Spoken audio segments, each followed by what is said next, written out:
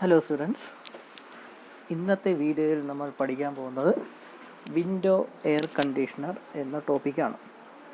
ഈ window air conditioner എന്ന് പറഞ്ഞാൽ നമ്മുടെ വീടുകളിലും അല്ലെങ്കിൽ ചെറിയ ചെറിയ കടകളിലും ഷോപ്പിലും ഒക്കെ യൂസ് ചെയ്യുന്ന AC, അതിനെയാണ് വിൻഡോ എയർ കണ്ടീഷണർ എന്ന് പറയുന്നത്.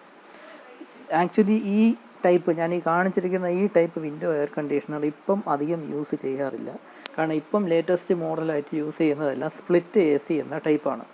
ഈ സ്പ്ലിറ്റ് AC എന്ന് പറയുന്ന ആ ഒരു ടൈപ്പ് കഴിഞ്ഞ സിലബസിലൊക്കെ പഠിക്കാനായിട്ടുണ്ടായിരുന്നു. പക്ഷേ നമ്മുടെ സിലബസിൽ നിന്ന് ആ പോർഷൻ റിമൂവ് ചെയ്തു. പകരം വിൻഡോ എയർ കണ്ടീഷണർ, അതായത് സ്പ്ലിറ്റ് AC എന്ന് പറയുന്ന ആ ടൈപ്പ് ഓഫ് എയർ കണ്ടീഷണറിന് മുന്നേ ഉള്ള ടൈപ്പ് ഓഫ് എയർ കണ്ടീഷനാണ് വിൻഡോ എയർ കണ്ടീഷണർ. അത് മാത്രമേ നമുക്ക് പഠിക്കാനായിട്ട് പറഞ്ഞിട്ടുള്ളൂ. അപ്പോൾ ഇതിൻ്റെ വർക്കിംഗ് എങ്ങനെയാണെന്ന് പറഞ്ഞാൽ, നമ്മുടെ വേപ്പർ കംപ്രഷൻ സിസ്റ്റം, അതിനെപ്പറ്റി നമ്മൾ പഠിച്ചു. ആ സിസ്റ്റം ബേസ് ചെയ്താണ് ഇതിൻ്റെ വർക്കിംഗ് എന്ന് പറയുന്നത്. വേപ്പർ കംപ്രഷൻ സിസ്റ്റത്തിൽ നമ്മൾ പഠിച്ച ഈ കംപ്രസർ, അതിൽ നിന്ന് നേരെ കണ്ടൻസറിലേക്ക് റെഫ്രിജറൻറ്റ് പോകുന്നു. അവിടെ നിന്ന് പിന്നെ ഈ എക്സ്പാൻഷൻ വാൾവ്, അതിനെ നമ്മൾ കാപ്പിലറി ട്യൂബ് എന്നാണ് ഇതിൽ വിളിക്കുന്നത്. ആ എക്സ്പാൻഷൻ വാൾവ് അതിൻ്റെ ഫംഗ്ഷൻ തന്നെയാണ്. പിന്നെ അവിടെ നിന്ന് ഇവാപ്പറേറ്റർ, അവിടെ നിന്ന് പിന്നെ നേരെ കംപ്രസർ. ആ ഒരു രീതിയിലുള്ള അതേ വർക്കിംഗ് തന്നെയാണ് ഈ വിൻഡോ എയർ കണ്ടീഷണറിനും ഉള്ളത്. പക്ഷേ നമ്മൾ അതിൽ ഈ വേപ്പർ കംപ്രഷൻ സിസ്റ്റം ഒരുമാതിരി ലൈൻ ഡയഗ്രാം പോലെയാണ് നമ്മളതിൻ്റെ ഫിഗർ വരച്ചത്. അതിന് പകരം ആക്ച്വലായിട്ടുള്ള ആ ഒരു കമ്പോണൻറ്റിൻ്റെ ഷേപ്പ് പോലത്തെ ഒരു രീതിയിലുള്ള ഷേപ്പിലാണ് നമ്മളിവിടെ ഇവിടെ വരച്ചിരിക്കുന്നത്. അപ്പോൾ അതായത് നമ്മളിതിപ്പം പറഞ്ഞു വരികയാണെങ്കിൽ, ഒരു എയർ കണ്ടീഷണറിൻ്റെ അകത്ത് ഈ കമ്പോണൻസ് എല്ലാം എങ്ങനെയാണ് ഇരിക്കുന്നത്, എവിടെയാണ് ഇരിക്കുന്നത് എന്ന ആ ഒരു ഫോർമാറ്റിലാണ്, ആ ഒരു രീതിയിലാണ് നമ്മൾ ഈ ഒരു ഫിഗർ വരച്ചിരിക്കുന്നത്. അപ്പോൾ ഇവിടെ നമ്മൾ മനസ്സിലാക്കേണ്ട കാര്യം, നമ്മുടെ വീടുകളിലൊക്കെ ഉപയോഗിക്കുന്ന AC അല്ലെങ്കിൽ ചെറിയ ഷോപ്പുകളിലൊക്കെ ഉപയോഗിക്കുന്ന AC എന്ന് പറഞ്ഞാൽ, അതുകൊണ്ട് ഇൻസ്റ്റാൾ ചെയ്യുന്നത് ചുവരിൽ, അതായത് വാളിൽ ഒരു ഹോൾ പോലെ ഉണ്ടാക്കിയിട്ടാണ്. അതായത് ഒരു 2x3, 2 ഫീറ്റ് ഇൻറ്റു 3 ഫീറ്റ്, അതിൻ്റെ ഒരു റെക്റ്റാങ്കുലർ ഹോൾ പോലെ നമ്മൾ അതിൽ ഉണ്ടാക്കാം. അല്ലെങ്കിൽ ആ എയർ കണ്ടീഷണർ വയ്ക്കാൻ പറ്റുന്ന രീതിയിലുള്ള ഒരു ഹോള് ചുവരിൽ തുറന്ന് ഉണ്ടാക്കിയിട്ട് അതിലാണ് ഈ എയർ കണ്ടീഷണർ കൊണ്ട് വെച്ച് കൊടുക്കുന്നത്. അപ്പോൾ എയർ കണ്ടീഷണർ കൊണ്ട് വെച്ച് കൊടുക്കുമ്പോൾ അതിൻ്റെ ഒരു ഭാഗം റൂമിൻ്റെ അകത്തോട്ടും അതിൻ്റെ ബാക്ക് സൈഡ് റൂമിന് പുറത്തോട്ടും വരും. അപ്പോൾ അങ്ങനെ ഒരു രീതിയിലാണ് നമ്മൾ ഈ എയർ കണ്ടീഷണർ കൊണ്ട് ഇൻസ്റ്റാൾ ചെയ്യുന്നത്. അതിൻ്റെ ഫിഗർ ഇതാ ഇവിടെ കാണുക. ഇതിപ്പം എയർ കണ്ടീഷണർ, നമ്മൾ ഈ പഠിക്കാൻ പോകുന്ന ഈ വിൻഡോ എയർ കണ്ടീഷണറാണ് ഇതാ ഇവിടെ ഈ കാണിച്ചിരിക്കുന്നത്. അത് നമ്മൾ കൊണ്ട് ഇൻസ്റ്റാൾ ചെയ്യപ്പം ഇത് റൂമിൻ്റെ അകത്താണ് വരുന്നത്. ഇത് ആക്ച്വലി ചുവർ, ഇത് പുറത്തുള്ള രാജ്യങ്ങളിലാണെങ്കിൽ അവർ വിൻഡോയിലായിരിക്കും ഇതെല്ലാം വയ്ക്കുന്നത്. അപ്പോൾ എന്താ നല്ല വിൻഡോ അല്ലെങ്കിൽ ചുവർ. ഇപ്പോൾ ഇവിടെ നമ്മുടെ നാട്ടിലൊക്കെ ആണെങ്കിൽ വിൻഡോയിൽ വയ്ക്കാറില്ല, പകരം ചുവർ തുറന്നായിരിക്കും ഈ എയർ കണ്ടീഷണർ വയ്ക്കുന്നത്. അപ്പം അതിൻ്റെ ഒരു എൻഡ് എന്ന് പറയുന്നത് റൂമിൻ്റെ അകത്തോട്ടും അതിൻ്റെ ബാക്ക് സൈഡ് എന്ന് പറയുന്നത് റൂമിൻ്റെ പുറത്തുമായിരിക്കും വച്ചിരിക്കുന്നത്. അപ്പോൾ ഇത് സത്യം പറഞ്ഞാൽ ഒറ്റ പീസ് ഓഫ് ഇൻസ്ട്രുമെൻ്റ്, ഒറ്റ പീസ് ഓഫ് ഡിവൈസാണ് ഈ കാണുന്നത്. ഇത് ബാക്ക് സൈഡ്, ഇത് ഫ്രണ്ട് സൈഡ് ആണെന്നേ ഉള്ളൂ. അത് ഒറ്റ ഡിവൈസാണ്, ഒറ്റ കൺസ്ട്രക്ഷനാണ് ഈ സംഭവം. അപ്പോൾ ആ സംഭവം തന്നെയാണ് ഇവിടെ ഈ കാണിച്ചിരുന്നത്, വിൻഡോ എയർ കണ്ടീഷണർ എന്ന് പറഞ്ഞ് ഈ ഫിഗറിൽ ഇവിടെ കാണിച്ചിരിക്കുന്നത്. അപ്പോൾ ഇവിടെ സംഭവം എന്തെന്ന് വെച്ചാൽ, റൂമിൻ്റെ അകത്ത് നിന്ന് എയർ, അതിലുള്ള ഹീറ്റ് എനർജി അബ്സോർബ് ചെയ്ത് പുറത്തേക്ക് കളയുന്നു. ആ ഒരു പ്രോസസ്സാണ് ഇവിടെയും നടക്കുന്നത്. നമ്മുടെ റെഫ്രിജറേറ്ററിലൊക്കെ നടക്കുന്ന അതേ പ്രോസസ്സ് തന്നെയാണ് ഇവിടെയും നടക്കുന്നത്. അതായത് റൂമിൻ്റെ അകത്തുള്ള എയറിൽ നിന്നും ഹീറ്റ് എനർജി അബ്സോർബ് ചെയ്യുന്നു. അതിന് ഇവിടെ എവാപ്പറേറ്റർ ട്യൂബ്സും ബാക്കി കാര്യങ്ങളെല്ലാം ഉണ്ട്. അത് വഴി ആ ഹീറ്റിനെ അബ്സോർബ് ചെയ്തിട്ട് അത് പുറത്തോട്ട് കളയുക. അപ്പോൾ പുറത്തോട്ട് കളയുക ഇൻ ദ സെൻസ് അതിൻ്റെ അകത്ത്, അപ്പം റൂമിൻ്റെ അകത്തുള്ള എയർ തണുക്കും എന്നുള്ള രീതിയാണ് അവിടെ നടക്കുന്നത്. അപ്പോൾ അത് കൂടാതെ തന്നെ ഈ ബാക്കി കുറച്ച് ഫങ്ഷൻസ് കൂടെ നമ്മൾ കഴിഞ്ഞ വീഡിയോയിൽ പഠിച്ചായിരുന്നു. എയർ കണ്ടീഷണർ ഉപയോഗിച്ച് ചെയ്യുന്ന കാര്യങ്ങൾ, അതായത് ഈ ഡസ്റ്റ് പാർട്ടിക്കിൾസ് ഒക്കെ ഉണ്ടെങ്കിൽ ഫിൽറ്റർ ചെയ്ത് മാറ്റുക, എന്തെങ്കിലും സ്മെല്ലൊക്കെ ഉണ്ടെങ്കിൽ അതിനെ റിമൂവ് ചെയ്യുക, പിന്നെ ഹ്യൂമിഡിറ്റി കൺട്രോൾ ചെയ്യുക, വാട്ടർ വേപ്പർ ആഡ് ചെയ്യുകയോ അല്ലെങ്കിൽ എക്സസ് ആയിട്ടുള്ള വാട്ടർ വേപ്പർ റിമൂവ് ചെയ്യുകയോ ഒക്കെ ചെയ്ത് അങ്ങനെ കണ്ടീഷൻ ചെയ്ത എയറാണ് ഈ റൂമിൻ്റെ അകത്തേക്ക് വിട്ടുകൊടുക്കുന്നത്. അപ്പോൾ ആ ഒരു പ്രോസസ്സൊന്നും കൂടെ ഈ എയർ കണ്ടീഷണർ ഉപയോഗിച്ച് നടക്കുന്നുണ്ട്. അപ്പോൾ അതിന് വേണ്ടിയുള്ള ഡിവൈസാണ് എയർ കണ്ടീഷണർ ഉള്ളത്. അപ്പോൾ അതിൻ്റെ ഒരു സൈഡ് എന്നുള്ളത് റൂമിൻ്റെ അകത്തും മറ്റേ സൈഡ് റൂമിൻ്റെ പുറത്തുമായിരിക്കും വെച്ചിരിക്കുന്നത്. അപ്പോൾ അതിൻ്റെ ആ ഒരു അറേഞ്ച്മെൻറ്റിലുള്ളൊരു ഫിഗറാണ് ഇതാ ഈ വരച്ചിരിക്കുന്നത്. ഇതിൻ്റെ ഫിഗറിൽ നടുക്ക് ഒരു ലൈൻ ഇവിടെ കണ്ടിട്ടുണ്ടല്ലോ. അപ്പോൾ ആ ലൈൻ്റെ ഇപ്പുറത്തെ സൈഡ്, അതായത് റൈറ്റ് സൈഡ് എന്ന് പറയുന്നത് ഇൻഡോർ പാർട്ടെന്നും മറ്റേ സൈഡ് ലെഫ്റ്റ് സൈഡ് എന്നുള്ളത് ഔട്ട്ഡോർ പാർട്ടെന്നും മെൻഷൻ ചെയ്തിട്ടുണ്ട്. ഈ ഇൻഡോർ പാർട്ടെന്ന് പറഞ്ഞാൽ ഈ ഡിവൈസ് എല്ലാം റൂമിൻ്റെ അകത്തോട്ടായിരിക്കും വരുന്നത്. അതേസമയം ഈ ഔട്ട്ഡോർ പാർട്ടെന്ന് പറഞ്ഞാൽ അതെല്ലാം റൂമിന് പുറത്തുള്ള കമ്പോണൻസ് എന്നാണ് അത് മീൻ ചെയ്യുന്നത്. നമ്മളിവിടെ നോക്കുമ്പോൾ അറിയാം, കൂടുതൽ കമ്പോണൻസ് റൂമിൻ്റെ പുറത്താണ്. ആവശ്യം വേണ്ട കമ്പോണൻസ് മാത്രമേ റൂമിൻ്റെ അകത്തോട്ട് വയ്ക്കുന്നുള്ളൂ. എക്സ്പെഷ്യലി അത് മെയിനായിട്ട് വരുന്നതെന്ന് പറഞ്ഞാൽ ഇവാപ്പറേറ്റർ എന്ന് പറയുന്ന ആ കോയിൽസാണ്. അതിൻ്റെ അകത്തുകൂടെയാണ് റെഫ്രിജറൻറ്റ് പാസ് ചെയ്യുന്നതും ഈ എയറിൽ നിന്ന് ഹീറ്റ് എനർജി അബ്സോർബ് ചെയ്ത് പുറത്തോട്ട് കളയുന്നതെല്ലാം ഈ ഇവാപ്പറേറ്റർ എന്ന് പറയുന്ന ആ ഡിവൈസാണ്. നമ്മൾ റെഫ്രിജറേറ്ററിൽ കണ്ട അതേ വർക്കിംഗ് തന്നെയാണ് ഇവിടെ ഇവാപ്പറേറ്ററിനുള്ളത്. അപ്പോൾ ആ ഒരു പോർഷനാണ് സത്യം പറഞ്ഞാൽ ഈ റൂമിൻ്റെ അകത്തോട്ടുള്ള ആ ഒരു സൈഡിൽ വരുന്നത്. പിന്നെ ഇവിടെ ഡാമ്പർ എന്നുണ്ട്. ഡാമ്പർ എന്ന് പറഞ്ഞാൽ ഈ ഇവാപ്പറേറ്റർ, ഇതാ ഇവിടെ ഫാൻ ഉപയോഗിച്ച് ഇവാപ്പറേറ്ററിനുമായി ടച്ച് ചെയ്ത് വരുന്ന എയറിനെ ഈ റൂമിൻ്റെ അകത്തേക്ക് അടിച്ച് കളയുന്നുണ്ട്. അപ്പോൾ അങ്ങനെയാണ് തണുത്ത എയർ റൂമിൻ്റെ അകത്തോട്ട് കയറുന്നത്. അപ്പോൾ അതിന് വേണ്ടി ഇവിടെ ഫാൻ വെച്ചിട്ടുണ്ട്. ആ ഫാൻ വെച്ചിട്ടുള്ളതുകൊണ്ട് ചെറുതായി ഇവാപ്പറേറ്ററുമായിട്ട് ടച്ച് ചെയ്ത് വരുന്ന എയർ അത് കൂൾ ചെയ്ത് കഴിയും. ഇവാപ്പറേറ്ററുമായിട്ട് എയർ ടച്ച് ചെയ്ത് കോൺടാക്ട് ചെയ്ത് വരുമ്പോൾ ആ എയറിൽ നിന്ന് ഹീറ്റ് എനർജി അബ്സോർബ് ചെയ്യുകയും അത് കാരണം എയർ കോൾഡ് ആവുകയും തണുക്കുകയും ചെയ്യും.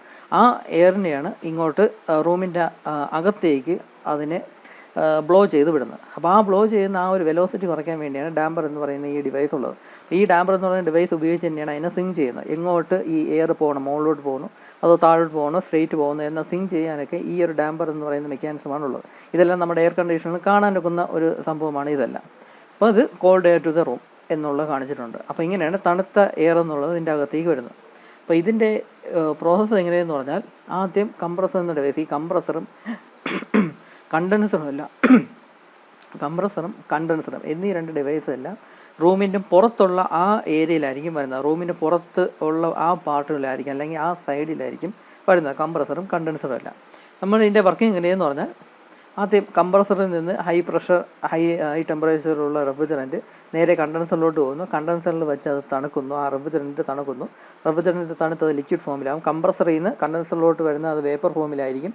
കണ്ടൻസറിൽ വെച്ചിട്ടാണ് ആ റെഫ്രിജറൻറ്റ് കണ്ടൻസായി ലിക്വിഡ് ഫോമിലാവുന്നത്. അവിടെ നേരെ കാപ്പിലറി ട്യൂബ് എന്ന് പറയുന്ന ഡിവൈസിലൂടെ കടന്നു പോകും. കാപ്പിലറി ട്യൂബ് എന്ന് പറഞ്ഞാൽ എക്സ്പാൻഷൻ വാൾവ്, അത് തന്നെയാണ് കാപ്പിലറി ട്യൂബ് എന്ന് പറയുന്നത്. അപ്പോൾ അതിൻ്റെ അകത്തൂടെ കടന്നു പോകുമ്പോഴേക്കും ഇതിൻ്റെ അകത്ത് ഈ റെഫ്രിജറൻറ്റ് പ്രഷർ സഡനായിട്ട് ഡിക്രീസ് ആവുന്നു.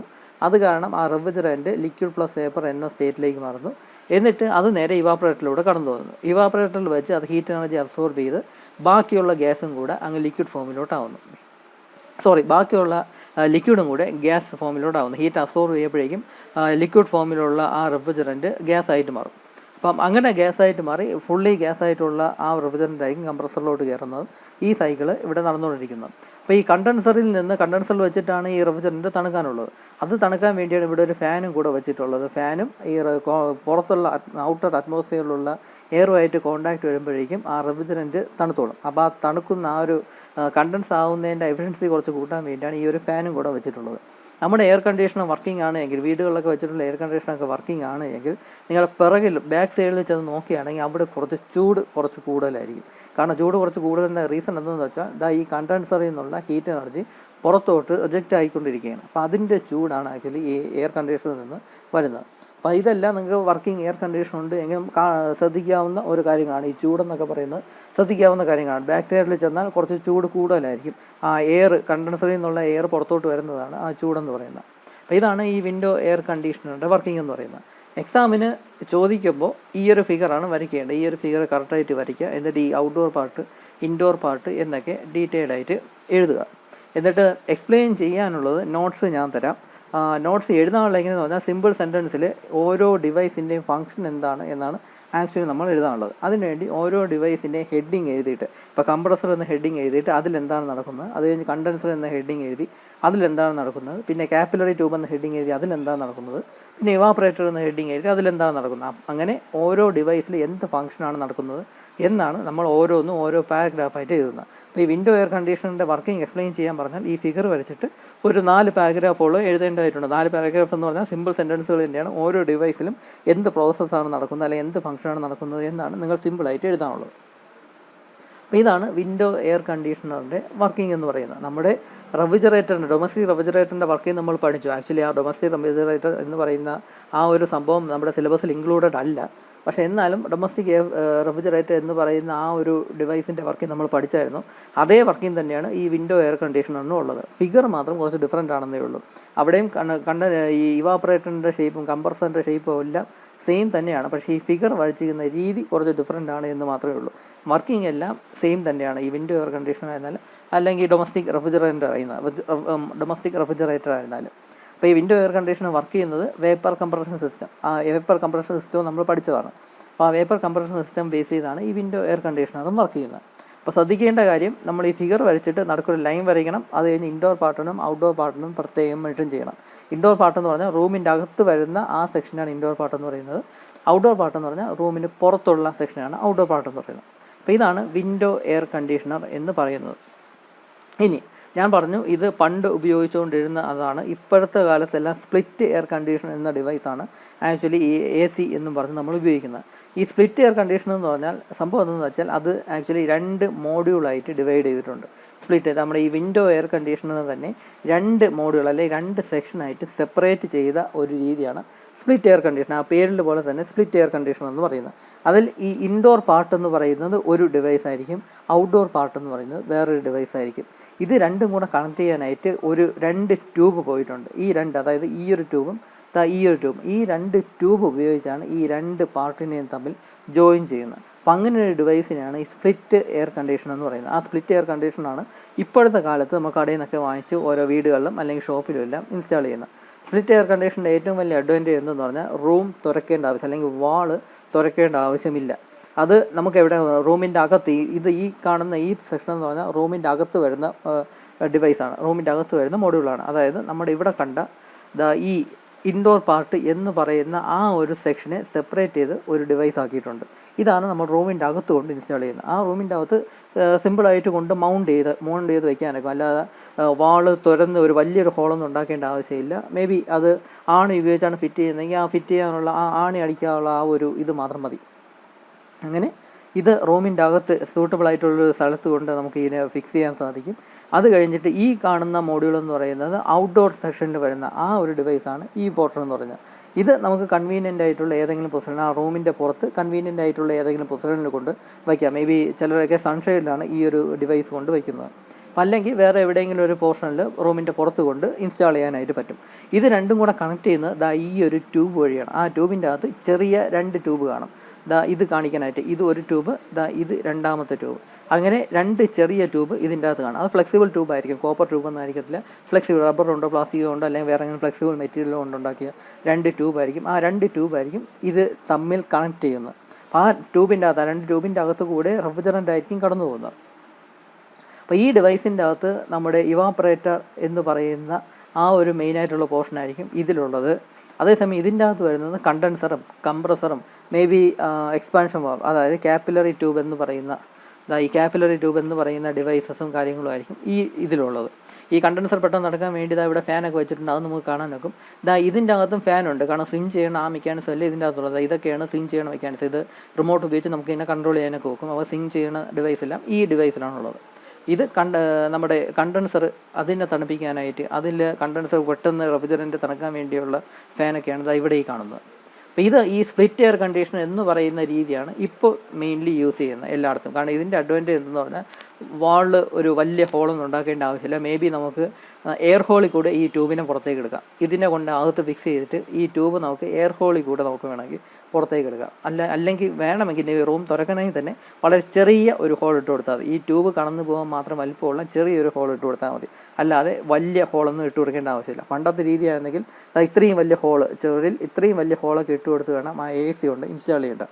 AC കൊണ്ട് ഇൻസ്റ്റാൾ ചെയ്യുക എന്ന് പറഞ്ഞാൽ നല്ല മെനക്കെട്ട ജോലിയായിരുന്നു. പക്ഷേ ഇപ്പോഴാണെങ്കിൽ വളരെ ഈസി ആയിട്ടാണ് നമ്മൾ എയർ ഹോൾ വഴിയൊക്കെ ഈ ട്യൂബിനെ നമുക്ക് പുറത്തേക്ക് എടുക്കാം. 2 സെപ്പറേറ്റ് ഡിവൈസ് ആയിട്ടൊക്കെയാണ് കൺസ്ട്രക്ഷൻ വന്നിരിക്കുന്നത്. അപ്പോൾ ഇതാണ് സ്പ്ലിറ്റ് എയർ കണ്ടീഷണർ എന്നുള്ളത്. ഇത് നമുക്ക് സിലബസിൽ പഠിക്കാനില്ല, അതുകൊണ്ട് നമ്മൾ പഠിക്കേണ്ടത് ഇത് ജസ്റ്റ് മനസ്സിലാക്കിയാൽ മതി. ഇങ്ങനെയാണ് സ്പ്ലിറ്റ് എയർ കണ്ടീഷണർ എന്നുള്ളത്. അപ്പോൾ ഇതാണ് ആക്ച്വലി നമ്മൾ ഇപ്പോഴത്തെ കാലത്ത് വീടുകളിലും അല്ലെങ്കിൽ ഷോപ്പുകളിലെല്ലാം യൂസ് ചെയ്യുന്ന AC എന്ന് പറയുന്നത്. ഇത് വിൻഡോ എയർ കണ്ടീഷണർ. അപ്പോൾ എക്സാമിന് മിക്കവാറും വിൻഡോ എയർ കണ്ടീഷണർ ചോദിക്കും. സ്പ്ലിറ്റ് എയർ കണ്ടീഷണർ ചോദിക്കത്തില്ല, സിലബസിൽ മെൻഷൻ ചെയ്തിട്ടില്ല. വിൻഡോ എയർ കണ്ടീഷണർ ചോദിക്കാൻ വളരെ സാധ്യത കൂടിയ ഒരു ടോപ്പിക്കാണ് വിൻഡോ എയർ കണ്ടീഷണർ എന്ന് പറയുന്നത്. അപ്പോൾ അതിൻ്റെ വർക്കിംഗ് ഞാൻ ഈ പറഞ്ഞതുപോലെ തന്നെ ഈ ഫിഗർ വരയ്ക്കുക, ഓരോ ഡിവൈസിൻ്റെയും സെപ്പറേറ്റ് പാരഗ്രാഫായിട്ട് അതിൻ്റെ ഫംഗ്ഷൻ എഴുതുക. അപ്പോൾ ഇത്രയേ ഉള്ളൂ വിൻഡോ എയർ കണ്ടീഷണർ എന്ന് പറഞ്ഞാൽ. ബാക്കി നമുക്ക് അടുത്ത വീഡിയോയിൽ എക്സ്പ്ലെയിൻ ചെയ്യാം. Thank you.